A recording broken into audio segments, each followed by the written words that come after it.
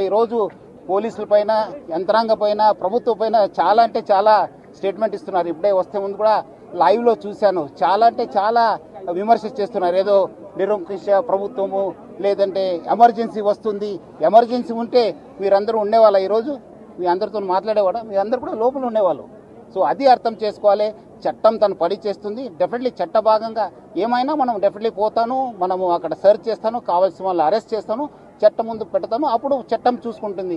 So అందుకు ఎవరు కూడా మీరు విమర్శ చేయవచ్చు, కానీ వాళ్ళు చరిత్ర హాని చేయడం కానీ వాళ్ళపైన ఏం ఆధారం లేకుండా చేయడం చాలా బాధము. డెఫినెట్లీ చట్టం తన పని చేస్తుంది.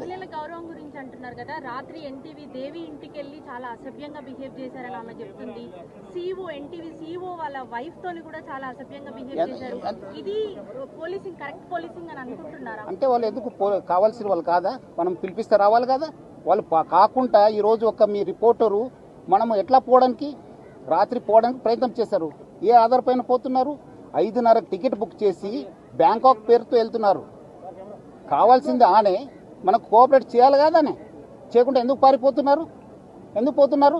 మనం అలాంటి ఉన్నప్పుడు ఆయన ఇంటికి పోయినప్పుడు వాళ్ళు ఎందుకు మనకు కావాల్సిన వాడు వస్తానని చెప్పి వెళ్ళిపోయారు. ఎక్కడికి వెళ్ళిపోయారనే ఈ రోజు కూడా పతా లేదు. ఎందుకు? చట్టం ముందు రండి కదా, చట్టంని ఫేస్ చేయండి కదా, అధికారం ముందు రండి. ఇన్వెస్టిగేటింగ్ సహకరించండి. ఎందుకు పారిపోతున్నారు?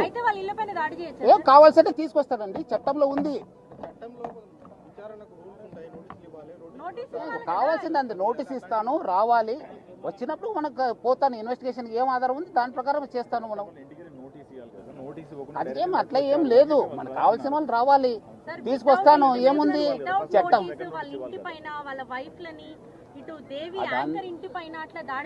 దేవి వస్తానని చెప్పి, దేవి వచ్చి అని చెప్పి ఎక్కడ పగలు కొట్టాను చెప్పండి, చూపించండి. వస్తానని చెప్పి సెల్ స్విచ్ ఆఫ్ చేసుకుని వెళ్ళిపోతే ఎట్లా? కావాలి కదా. మీరు కరెక్ట్ ఉంటే రండి, ఇన్వెస్టిగేషన్కి సహకరించండి. మీరు తప్పు చేయకపోతే ఎందుకు భయము? మహిళా ఆఫీసర్ని ఇట్లా అగౌరవపరుస్తారా? ఏం ఆధారం ఉంటుంది మీ దగ్గర? వాళ్ళు ఎట్లా జీవించాలి? వాళ్ళ కుటుంబంలో ఎంత పరిస్థితి? సిట్ అంటేనే ఇన్వెస్టిగేషన్. సిట్ కంటే వేరే ఇన్వెస్టిగేషన్ కి సిట్ కి ఏం వేరే ఏం లేదు మేడం. సిట్ ఎందుకు వేయాలండి నోటీసు? మనకు కావాల్సిన వాళ్ళు పిలిపిస్తాను, ఎంక్వైరీ చేస్తాను, మీరు రండి. పిలిపించినట్లు రావాలి కదా. ఎందుకు పారిపోతున్నారు? ఏదో నేను బ్యాంకాక్ వెళ్తున్నాను సార్, నేను ఇప్పుడు మీ సిఇఓ గారు ఎక్కడ ఉన్నారండి? రావాలి కదా. చేస్తానండి, ఎక్కడైనా పోతే